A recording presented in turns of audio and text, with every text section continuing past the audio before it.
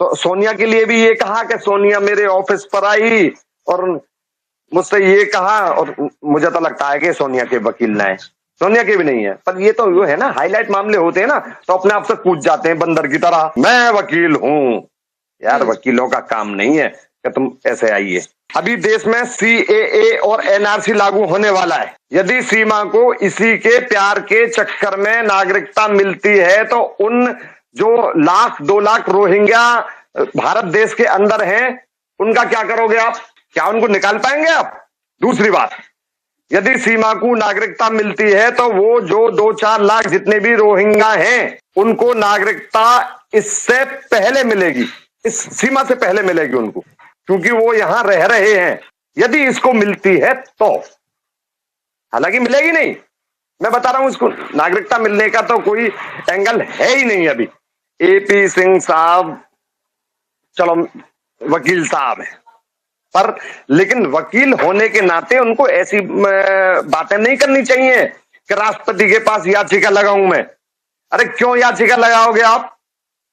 इसको फांसी भूल गई, मृत्युदंड हो गया इसको, या उम्र कैद हो गया इसको सुप्रीम कोर्ट से, क्या याचिका लगाएंगे आप? देखिए, नेत्रपाल जी ने मुझसे बेल का कहा तो मैंने 5 तारीख को नेत्रपाल जी की बेल माननीय न्यायालय के समक्ष प्रस्तुत की, और जो माननीय न्यायालय द्वारा स्वीकृत की गई। उसके बाद नेत्रपाल सिंह जेल से रिहा हो गए, और अगले दिन 7 तारीख को नेत्रपाल सिंह मेरे घर आए, मेरे ऑफिस पर, और उन्होंने मुझसे कहा कि सचिन और सीमा की बेल डाली है। तो मैंने उनसे कहा कि आप कोर्ट आइए, मैं उनकी बेल डालता हूं माननीय न्यायालय के समक्ष। तो मैंने सबसे पहले जो बेल डाली वो डाली मैंने सचिन की, क्योंकि सचिन नेत्रपाल का लड़का था और नेत्रपाल से मैं भली बात परिचित था, तो सचिन की मैंने बेल डाली। सीमा की बेल मैंने इसलिए नहीं डाली क्योंकि मैं सीमा को नहीं जानता, मेरा उससे कोई मतलब नहीं। लेकिन जब नेत्रपाल सिंह मेरे पास आए तो नेत्रपाल सिंह को मैंने कहा कि भाई सीमा की बेल तो मैंने नहीं डाल सकता, क्योंकि मैं उसको जानता नहीं हूं। तो नेत्रपाल सिंह खुद सीमा के पैरोकार बने, और मैंने नेत्रपाल सिंह का एफिडेविट लिया, और तब उसके बाद में मैंने सीमा की माननीय न्यायालय के समक्ष बेल डाली, और जो स्वीकृत हुई। 120B 14 विदेशी अधिनियम और पासपोर्ट अधिनियम था उसमें, लेकिन पासपोर्ट अधिनियम का सेक्शन नहीं बनता था, इसलिए माननीय न्यायालय द्वारा पासपोर्ट अधिनियम को विलुप्त कर दिया गया। नहीं, एक क्राइम नंबर में 2 सेक्शन है, 14 विदेशी अधिनियम और 120B। जी बिल्कुल, रऊपुरा थाना एक्शन ले सकता है, क्योंकि गिरफ्तारी से पहले सीमा और सचिन कस्बा रबूपुरा में ही रह रहे थे। जो घटना स्थल है वो रबूपुरा का ही था, तो इसलिए जो इनकी जो FIR है वो थाना रबूपुरा में भी लॉन्च की जा सकती है। सचिन, सीमा और नेत्रपाल तीनों गिरफ्तार होकर के कोर्ट में आए, तो मैं कोर्ट से निकल रहा था तो नेत्रपाल जी से मेरी मुलाकात हुई। अच्छा। तो नेत्रपाल जी ने जब मुलाकात हुई तो उन्होंने मुझसे कहा, अरे मिनकी कैसे साहब? तो जो कहा, यार हमारी जमानत कराइए। मैंने फिर उनके पेपर देखे, तो मैंने सचिन को उसी दिन देखा था, उससे पहले मैंने सचिन को कभी नहीं देखा। उसके पिताजी से भली बात परिचित था मैं, और ना ही सीमा को तो देखने का तो मतलब ही नहीं था जी।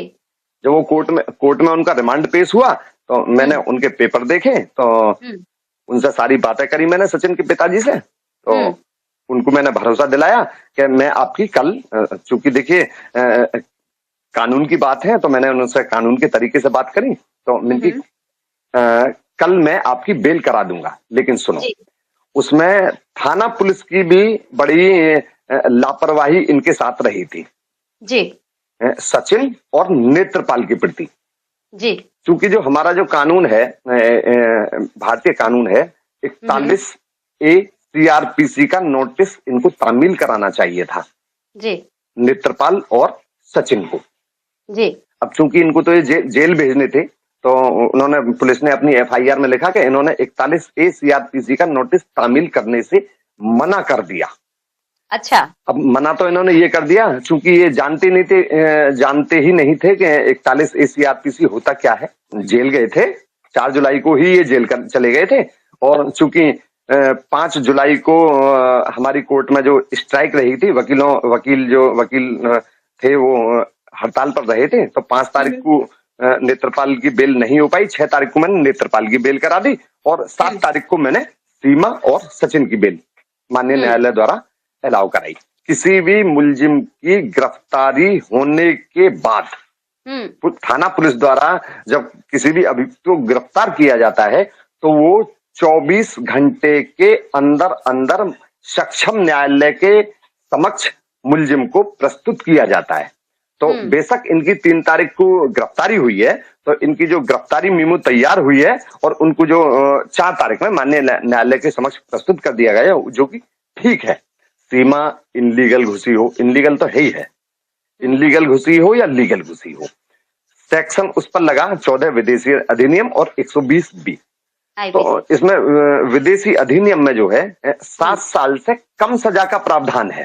तो इसी के एक माननीय उच्चतम न्यायालय और माननीय उच्च न्यायालय द्वारा जो जारी की गई गाइडलाइन है, एक गाइडलाइन है Satyendra Kumar until versus CBI, उसी के तहत मैंने इनकी माननीय न्यायालय द्वारा बेल कराई। जो एफआईआर है, एफआईआर में सीमा का जो नाम है, सीमा वाइफ ऑफ क्या है उनका नाम, गुलाम हैदर, सीमा वाइफ ऑफ गुलाम हैदर। तो उसी के तहत मैंने उसकी बेल डाली, सीमा वाइफ ऑफ गुलाम हैदर। लेकिन बेल जब मेरी अलाउ हुई माननीय न्यायालय द्वारा, उसमें शर्त खोली गई, एक तो ये अपना एड्रेस चेंज नहीं करेगी, दूसरा भारत छोड़ करके नहीं जाएगी, तीसरा एक अंडरटेकिंग देगी कि मैं जो भारत छोड़ के नहीं जाऊंगा, माननीय न्यायालय द्वारा जो शब्द है उसको मैं फॉलो करूंगी। लेकिन अब चूंकि मुलजिम जो है जेल में है, तो मैंने माननीय न्यायालय से कहा कि हुजूर मैं तो अंडरटेकिंग दूंगा नहीं, मुलजिम जेल में है, अंडरटेकिंग पर उस पर साइन कौन करेगा, जिम्मेदारी अधिवक्ता की आ जाती है उस पर। तो मैंने स्पष्ट मना कर दिया कि अंडरटेकिंग मैं नहीं दूंगा। लेकिन मैंने एक शर्त पर अंडरटेकिंग दी कि यदि अंडरटेकिंग देने के बाद में यदि जेल से अंडरटेकिंग पर साइन होकर अभियुक्तों के कोर्ट में दाखिल किए जाते हैं, इसी शर्त पर मैं अंडरटेकिंग दे सकता हूं। देखिए बिल्कुल नहीं, सनातन के नाम पर तो छोड़िए, जो इस तरीके से ये बता रही है ना कि मैं इसकी शादी हो गई है या क्या हो गई है, जो भी है बिल्कुल गलत है। सबसे पहले नागरिकता के लिए सबसे फर्स्ट स्टेप क्या है, इनलीगल तरीके से किसी भी देश में एंट्री, इनलीगल तरीके से, और यहां तो क्या है, अनलीगल है। तो नागरिकता का सबसे फर्स्ट स्टेप जो है लीगल तरीके से एंट्री होना चाहिए, वीजा हो, पासपोर्ट हो, और पासपोर्ट है इनके पास लेकिन वीजा नहीं है, वीजा नहीं है तो भी इनलीगल एंट्री है। तो फिर नागरिकता कहां से दिलाएंगे यार, ये एपी सिंह पता ना कौन सा कानून पढ़ रहे हैं, क्या कर रहे हैं। बिल्कुल भी नहीं, ये पब्लिक में भ्रम फैला रहे हैं, हाईलाइट होने के लिए सिर्फ भ्रम फैला रहे हैं। सीधे साधे लोग हैं, कैसे ही बहका लो उनको, मैं दिलवा दूंगा नागरिकता के, मैं दिलवा दूंगा। अरे यार, मैं एपी सिंह साहब से आपके माध्यम से कहना चाहता हूं, मेरे सामने बैठाइए उनको, आप मेरे सामने बैठाओ उनको आप, तब मैं उनसे बात करूंगा कि कैसे नागरिकता दिलवा रहे हो और कैसे इनकी शादी को वैध करवा रहे हो, कैसे अवैध करवा रहे हो, और दूसरी बात, और कैसे भारत के अंदर पाकिस्तान मुर्दाबाद करवा रहे हो। आपने वीडियो देखा होगा 14 अगस्त का, क्या ये नैतिकता है उनकी एक एडवोकेट होने के नाते? पाकिस्तान मुर्दाबाद, अरे क्या मतलब, तुम वकील हो या क्या हो आप? इन्होंने एक वीडियो डाला यूट्यूब पर कि मैं सीमा का मुकदमा फ्री लड़ूंगा, इन्होंने एक वीडियो डाला। और यदि कोई भी ग्राहक है बाजार में जाएगा और यदि किसी दुकान पे से उसको सामान फ्री मिलेगा तो उसी पे जाएगा। तो इस वजह से अब चूंकि ये सीधे साधे लोग हैं, इनके झांसे में आ गए, पता ना ये रिजल्ट क्या देंगे क्या ना देंगे, जग हाजिर बात है कि ये इनको रिजल्ट क्या देंगे। इनके माध्यम से सिर्फ और सिर्फ अपनी इनकम बढ़ा रहे हैं। अरे यार, किसी केस में वकील हो तभी तो लड़ेंगे हो। हाँ। हो सकता है कि आपकी इसी वीडियो को देख करके नहीं वो सीमा को फोर्स करें कि हमको वकील करो। यार अभी तक तो वो वकील है नहीं, और कितने समय से हल्ला मचा रहे हैं वो कि मैं वकील हूं, मैं उसका मुकदमा लड़। अरे यार, में नहीं है कि मैं एपी सिंह की तरह हल्ला मचाता डोलूं। ना समय नहीं है मेरे पास। इन्होंने तो एक बांग्लादेश वाली भी आई थी, एक लड़की, पता ना क्या नाम है उसका, इन्होंने चलो सीमा को तो बहन बना लिया, अच्छी बात, बहुत अच्छी बात है कि सीमा को इनने बहन बनाया। लेकिन भारत के अंदर पाकिस्तान की मैं जानू अनगिनत हिंदू महिलाएं हैं, मुस्लिम महिलाएं हैं जो कि जेलों में पड़ी है या वैसे ही पड़ी हैं, तो क्या उनको बहन नहीं बनाएंगे? वो भी पाकिस्तान की हैं, उनको भी तो बहन बनाइए, उनको भी आश्रय दीजिए, उनको भी आर्थिक मदद दीजिए, करो ना उस काम को भी। क्या निर्भया देश की बेटी नहीं थी जिसके जिसके खिलाफ ये मुकदमा लड़ रहे थे, निर्भया के खिलाफ? ये ईमान वाले लोग हैं क्या, बताइए मुझे। और नतीजा क्या मिला उनको? निर्भया के दोषियों को फांसी की सजा हुई। निर्भया भी देश की बेटी थी, वो इनकी बेटी नहीं थी, वो इनकी बहन नहीं थी, बस सीमा बहन जी है इनकी।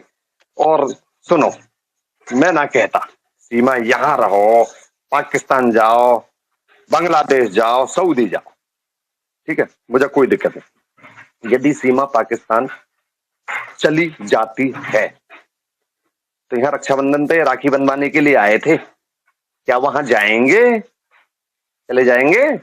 पर फ्री आदमी है, फ्री आदमी कहीं जा सकता है, और संपन्न आदमी है, जा सकते हैं। तो मैं उनसे जवाब चाहता हूं मैं, और कभी मौका मिले ना तो एपी सिंह को मेरे सामने जरूर लाना।